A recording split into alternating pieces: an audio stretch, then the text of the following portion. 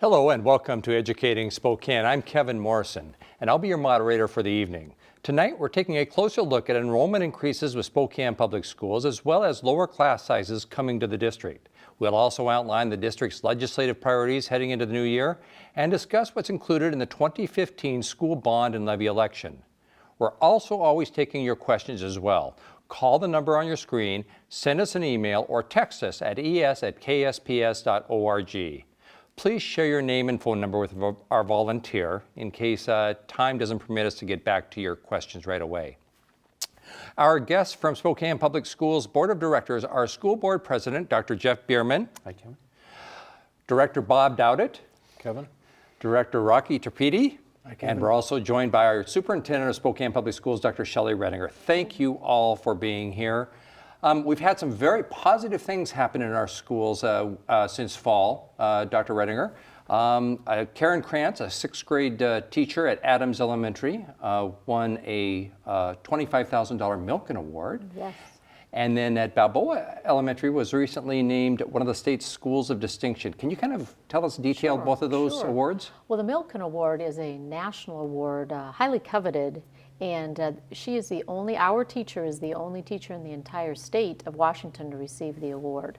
And there's a few nationally, and so she will continue to receive some recognition, but we're extremely proud of her. And then also the School of Distinction, you have to show, using the state's data, 5 years of sustained growth in academic performance. And not very many schools receive this award, so it's a big, big congratulations for Balboa. Great recognition for them, yes. And I understand, Dr. Redinger, that we are up in enrollment for the year. It's been kind of a long time coming because we were in kind of a decline for quite a few years.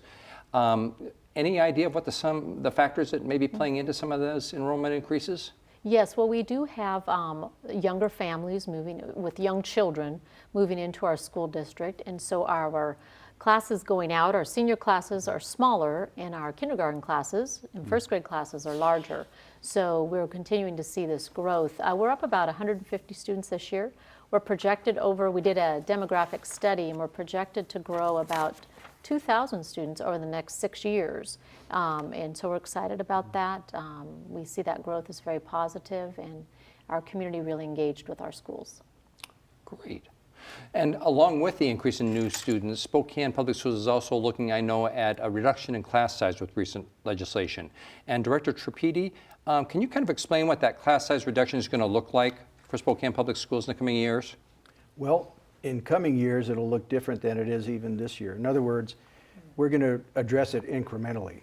We need the resources in order to reduce class size. You need more people, you need more classes, because instead of having 30 kids in a class, you might have 2 classes of 15 to make the math real simple. So in order to address lower class size, you really need to address it on various levels. The number of personnel, which classes, K-3 will be reduced to smaller classes than in middle school and high school, for example. So there's a comprehensive study that has to be done. We have to make sure we have all the resources necessary in order to accomplish all of this.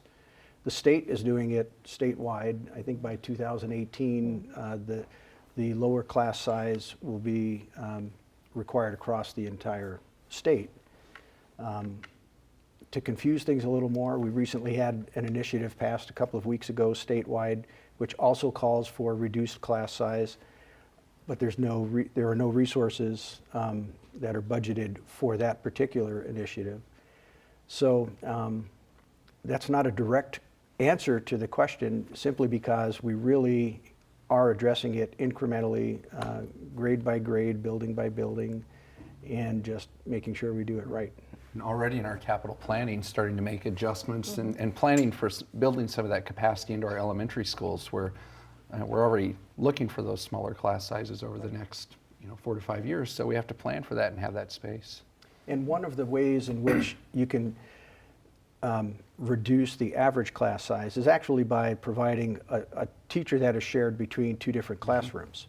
So you might have more than, let's say, 20 students in the classroom, but by having the second teacher come in to assist, you're getting much more direct attention to the students in the room when you have two teachers.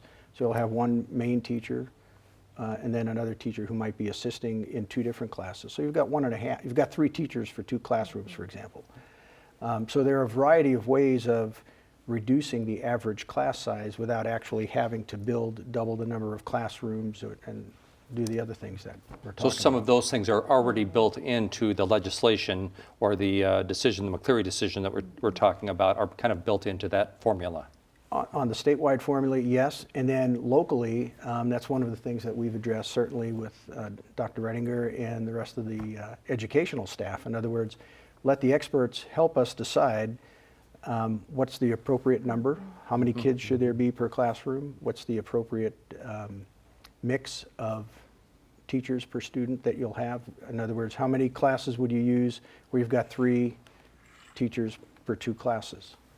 The state's definition of basic education that it passed back in 2009 would have the class sizes for K through 4 go down to 17 per class by 2018-19. And so this year we're at 20.3 for K1. And so there's an incremental implementation of that. But anyway, those are the numbers we got. So it's safe to say that we will be seeing lower class sizes, but it's going to be over a length of time. And one very important point is you can reduce class sizes from 28 to 27. That's not going to affect the quality of the education in the classroom. So that when we say reduction in class size, it's a significant reduction because you really have to get down to, like in elementary school, down to 16 or 17 kids per teacher in order to have that reduction really have an impact, a positive impact on what's going on. If you reduce from 25 to 24, the studies will tell you you've made a reduction, but what's the effect? It's not much. So when we say reduction, we're talking about significant reduction. Great, good to know, thank you. Let's stay on the legislative state government for a moment here. And as the legislature is preparing to get together with another session, and Spokane Public Schools Board of Directors has developed a list of priorities that you're going to be bringing to the legislature. Director Douthitt, I understand there's 3 priorities mainly, and what are they?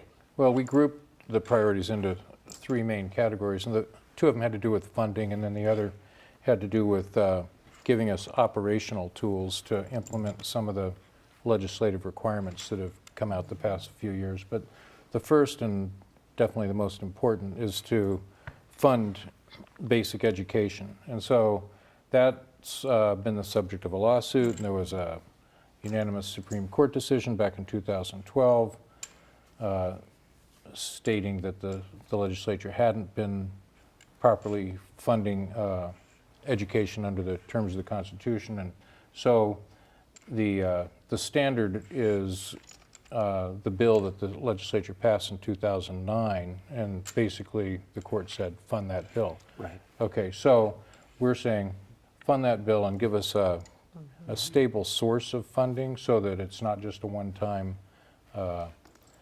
fix, but something that can be depended upon. And then also kind of related to that would be there are or some things within that would include compensation for state employees that the state is paying for, but they don't fund their full salary. Right. So I would imagine your salary, maybe the state funds half of it. You know, so they're down at levels that maybe were appropriate in 1975 or something like that. So that's one thing that we got to get fixed, because otherwise it's being paid out of the levy. So anyway, that's under the first one. And then the second thing is capital funding.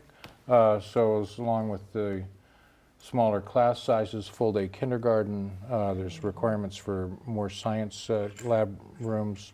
We need the facilities for that. And then under the operational tools, let's see, there's one big one was change the, these might seem small, but change the date that we have to give notice of non-renewal. If this, about 4 years ago, we weren't sure how much money we were going to get, and so we weren't sure whether we could keep a whole number of people or not, but there was a date set in the statute that we had to give notice before that we'd gotten the budget. So we're saying wait until 30 days after you guys have passed your budget before we have to tell all these people they might not have a job next year. So that's Part staying of the acceptable. budgeting process, and Yeah. just makes our staffing model so much more efficient probably by going that way. Well, that would be true if we could get that date changed. Let's see. Another one would be opportunity just to testify remotely. You know, we over here on this side can't do that, and so that's another one that would be pretty simple to fix. And along that particular last point, you currently have to go over to the legislature, correct? And we do that, and we also then talk to our local legislative representatives. So for us, it would take a full day out of, like, we all work other jobs, we're on the board part-time, so we would have to spend a day out to get to Olympia, testify and get back. Many of the folks who live on the I-5 corridor, it's part of their day. They can get down the freeway, do what they need to do, get back to their office, whatever. And it's not, our voice is not heard. What the bottom line is, our voice is not heard as commonly or frequently as it would need to be. It's certainly harder for us, and you know, it does seem like if my kid and his friends can Skype to play video games, that we ought to be able to use a similar technology to be able to share our thoughts and concerns on the legislative process with our legislators while they're in session in Olympia, rather than be held out of that conversation in some ways just because we live on this side of the state. So. Right, and that we are the second largest school district in the state, and so we should have a voice at the table, and the technology certainly allows that. Yeah. Great. So. Okay, well, it's going to be an interesting all around from those first two questions I've asked, an interesting legislative session.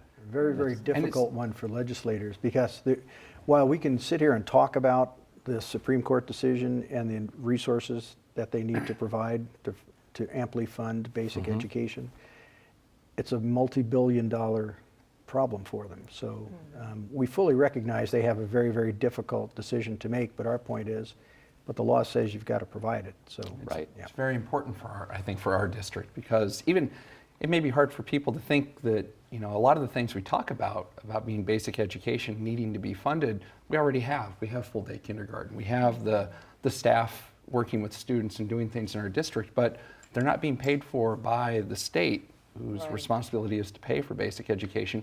We're having to pay for those things with our local levy dollars, which are taking right away from those extra programs and other things that our community wants our kids to be able to have. And so as the state steps up in a more appropriate way to pay for those basic education needs, we'll have more resources to be able to provide a fuller experience in those outside of the basic education environment that so many of our kids need and want to be connected to schools and successful in schools and excited about being there. And competitive in the world. Yeah. Great. This February, Spokane Public Schools has also asked the community to vote on a bond and levy replacement. And we've had an unprecedented amount of public input. The Board of Directors developed a list of those proposed projects that will be on the 2015 bond, and there was quite an intensive process and reach out to the community, I know, Dr. Bierman, on that. Can you explain a little bit about what we did? A little. It's been a long process, which you would expect when you're trying to put together the next step of a 25-year plan, which is what our capital plan looks like. So we are looking to move forward with the next 6-year increment in that, and certainly internally, it's a planning process that's been going on for near on a year or so. About a year. It's involved a lot of outreach within schools, a lot of surveying of schools to find out what condition they're in, which schools are in the most need of significant capital projects. But the community outreach part that you're really talking about, which has been, I think, revolutionarily different for our district this time than in past bond years, is that once we had an idea about the types of projects we need to look at, which schools needed work done, what programs we would look to have some projects centered around, we've been able to go out through a thought exchange program and poll the community, not poll, but find out what are their priorities, what are the things you want to see our district doing, what do you value, What are the things that you would like to see us working on? And then get feedback from other community members on those thoughts. Instead of only hearing from a handful of people at a public meeting in person, talking about the new technology and connecting and outreach with people, we've been able to get feedback from over 3,500 citizens on what they think our district needs to do as that next step in the capital program. And we've been able to take that into account and modify what we would have been doing otherwise. Yeah, we heard from the community. They wanted us to be doing projects in elementary schools and making sure we have the capacity for those programs. So we've made adjustments there. We've got some more money for technology, some more money for security that we wouldn't have had otherwise without being able to really hear from the community what they value and what they wanted us to focus on. Yeah, in other words, we, over the course of the year and even longer, we've been able to basically prioritize what we know we need in terms of the capital improvements, but we don't know what the entire community is thinking. So when you have limited resources, you really do have to figure out, so what are the actual priorities? What, where's the cut going to be? And did we make a mistake? Did we include things that the community might like, but they really wouldn't support? They'd rather see a different project in there. So all of that feedback helped us clarify what we would put before the public in February and what we would remove from that list. And I really feel good that what we're putting in now really matches up well with what we've heard from the community and what they would like us as a district to be focusing on. We have some big projects planned, elementary school replacements or modernizations such as Franklin, elementary, Linwood as well. We've got some projects on that list of expanding some capacity at elementary schools for those class size issues that we have coming. But then we also have replacing Salk Middle School, some other projects, gym at Shaw. Starting Shaw. Yeah, and high school projects as well. The So North spread throughout, our big projects spread throughout the community, spread throughout the age range of our programs. And then a nice fun to be able to do those smaller capital projects at every school every year to keep them running and operating efficiently and effectively and getting the most out of those buildings that we can. One major adjustment we made is, I know going into the planning, we thought we were going to be doing much more in the middle schools. And the more we discussed it and the more we looked into things, we actually have to do much more planning for what our middle schools will actually house. For example, are they going to continue to be 7th and 8th grade? Will they be 5th, 6th, 7th, 6th, 7th, 8th grade, et cetera. So there's more that goes into, the more we decided we need to look at what the configuration in our middle school would look like, the more we said, all right, then instead of a bond proposal that's going to focus more heavily on middle schools, it's now focused more heavily on elementary. Now, the district, Dr. Redinger passed a bond in 2003, the citizens, and then in 2009 and so far. Why do we need to continue this? If someone were to say to you, well, we've already done two major bonds, why an additional? Well, we have 50 sites, and you really do need to do a kind of a steady as she goes, working on projects throughout the district. And if you wait until you're not working on anything, you have so much work to do. And buildings get into disrepair, and you end up spending more money trying to get systems back in place. And it's not a good protection in taking care of our assets. And so we really want to be responsible, good stewards of the taxpayers' dollars. Work on projects, always be working on projects, and so that we're taking good care of our buildings. These next projects are in need of repair, and I think to let them go, and we talked a little bit about should we wait a 12-year so we can go out for more money and keep the tax rate flat, and we decided no, that Franklin, Linwood, really the needs are here now, and to keep it at every 6 years. Great, and I know that on the thought exchange, one of the highlights that was received back from the community is that you had placed a limit of $1.96 per thousand, which is what started in 2003 at $1.96, and the board was firm in its belief that Spokane's economy where it is, that $1.96 was the right answer, and so that's got to be a big plus. Yeah, and I think that's an outgrowth of being able to have that longer term plan and going in these 6-year cycles that are part of a 25-year plan.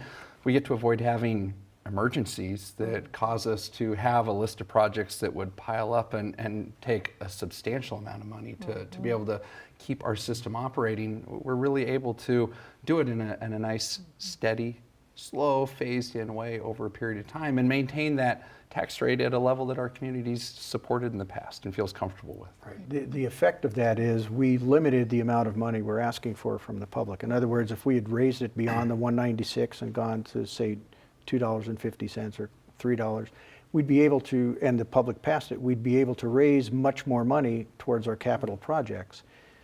But as you were describing, we felt that would not be, A, not be supported by the public, and B, might be too much of an imposition. So by making that decision, we actually are getting less this time than we did in 2009 when we got 288 million on that bond issue. This one will be below 200 million. Great. And a levy will also be on the ballot, and a levy is critical to our funding. What kind of things would is the levy normally funding? Well, about 22% of our general operating budget comes out for the levy. So 22% is really needed. It funds right now full-day kindergarten for the remainder of our schools that the state isn't covering, elementary counselors, elementary librarians, electives for high school and middle school students that we want to be very student choice driven and student needs, and that allows us to do that with levy dollars.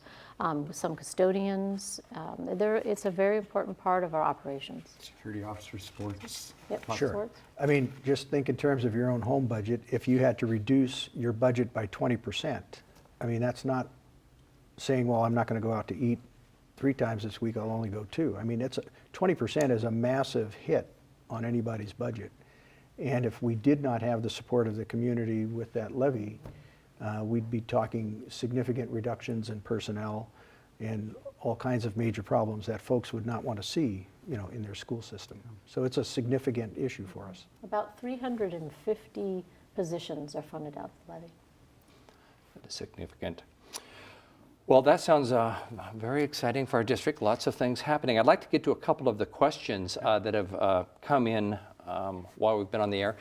Carol asked, I know I heard something last year about changing the start days or extending times. What's going to happen, and where are we in that whole process of extending the school day for Spokane Public School students? Well, the process is we've been studying it very carefully, and frankly, we were hoping to have had that in place for this school year, and the reason being that would have been additional class time for students in elementary school.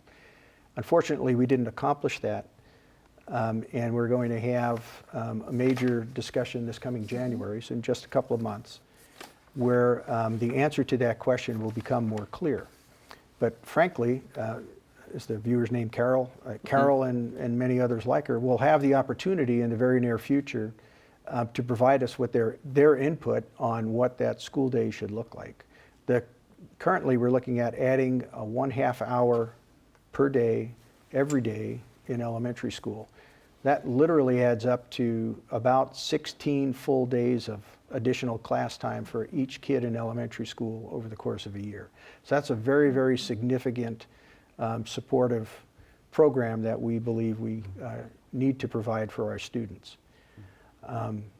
So that's the positive impact. The problem is all the practical problems that go along with what the question raises. So when will it start? We have a major problem with the busing, and I'm not going to get into those sorts of details, but literally that's what we'll be discussing between now and January, and many other situations. Great. Thanks for the explanation. We also have another question here. This one's from Tim. More and more coursework's requiring computers. So what is the district doing about those that don't necessarily have the access to the computers?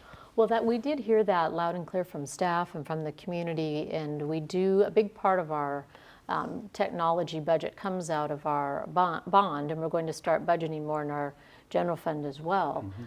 So we're trying to make sure we have more access before school, after school, during the school day, but also we're really developing strong partnerships with our local libraries to make sure that students have access again, before school, after school, and our libraries are a really good support in that area as well.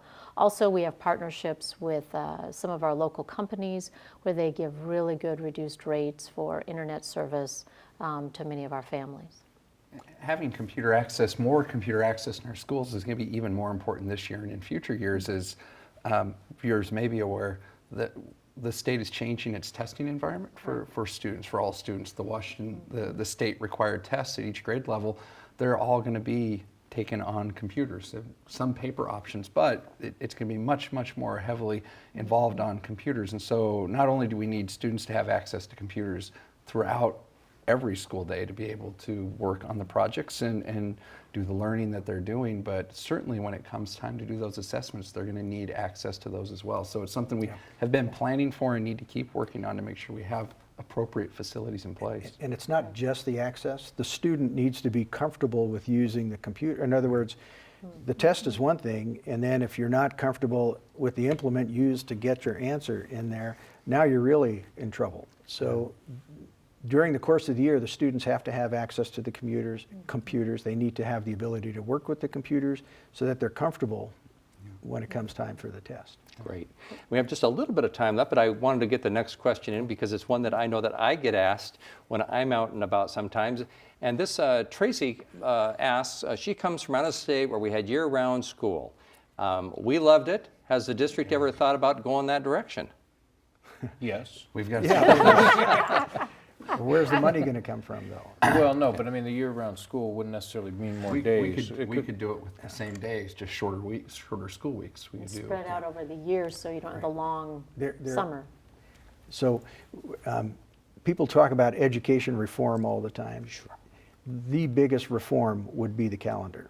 I mean, and increased class days, numbers of days, time available for students, and all the things that we could talk for hours about, but it's definitely, I think, a national trend that as students are being asked to accomplish more and more during their time in schools, that I think many systems are looking more and more at how can we use the school calendar to our advantage rather than just however it's been done historically. A lot of districts are looking at that, and I think you're going to see districts making changes, and I wouldn't be surprised if we're one. They're at least looking at some options for how we can better align our calendar for student achievement instead of just the historical pattern. That's a big that's a big if and something for probably an entire segment or two for us to be talking when you talk about the activities that are involved and everything else that are impacted by that. So that brings us to the end of our time together. I want to first thank you all for joining us and participating, and the school board members. Dr. Redinger.